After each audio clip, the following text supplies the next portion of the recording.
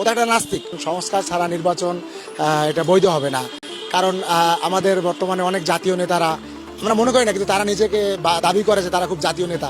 তারা বলে আগে নির্বাচন পরে সংস্কার। কেননা এখন দেখা যাচ্ছে যে প্রত্যেকটা auto stand, tempo stand, bus stand, প্রত্যেকটা জায়গায় তারা চাঁদাবাজি করতে পারতেছে না। দেখা যাচ্ছে যে চাঁদাবাজি করলে বাধা খায়। তো এই কারণে ওরা আগে নির্বাচনে এসে ক্ষমতায় এসে তারপরে তারা চাঁদাবাজি করতে পারবে। এই কারণে ওরা নির্বাচন চায়। কিসের নির্বাচন? নির্বাচন তো আগামী কমসে কম 10 বছর পরে।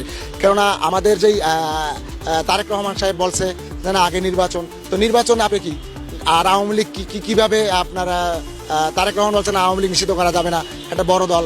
আমি বলতে চাই তারেক রহমান সাহেব, আপনি ছিলেন 16 বছর লন্ডনে, আপনাদের সেক্রেটারি মির্জা আব্বাস ঢাকা ব্যাংকের মালিক।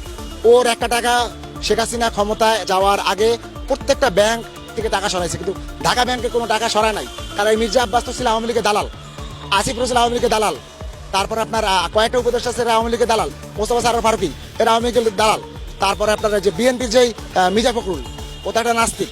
ও অনেক সময় ইসলাম বিরোধী কথা বলতো। হ্যাঁ ঠিক আছে, ও ইসলাম বিরোধী, ও তো আগে থেকে নাস্তিক আমরা জানি। তারপর আপনার যখন রুমিন ফারহানা বলে ছাত্রলীগকে নিষিদ্ধ করা যাবে না, তো ছাত্রলীগকে নিষিদ্ধ করা যাবে না, তাহলে তো সে মনে মনে ভাবতেছে তাদের ছাত্রদল তো ছাত্রলীগের মতনই।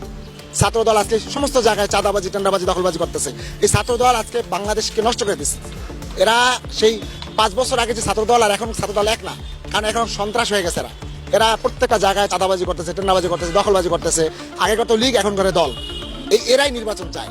নির্বাচন তো হবে যদি শেখ হাসিনার পার্লামেন্ট হিসাবে বলি 1 বছর 8 মাস, 1 বছর 4 মাস হয়েছে, তাহলে আরো হিসাবে 3 বছর 6 মাস দরকার শেখ হাসিনা হিসাবে। কারণ বিএনপি যদি আওয়ামী লীগ ভাবে থাকতো, বিএনপি আগামী 20 বছরও নির্বাচনের কথা বলতে পারতো না, কারণ বিএনপির ক্ষমতা নাই। এখন আবার বিএনপির এক মহিলা বলছে যে আমরা যদি একটা ধাক্কা দেই কেউ সামাল দিতে পারবে না।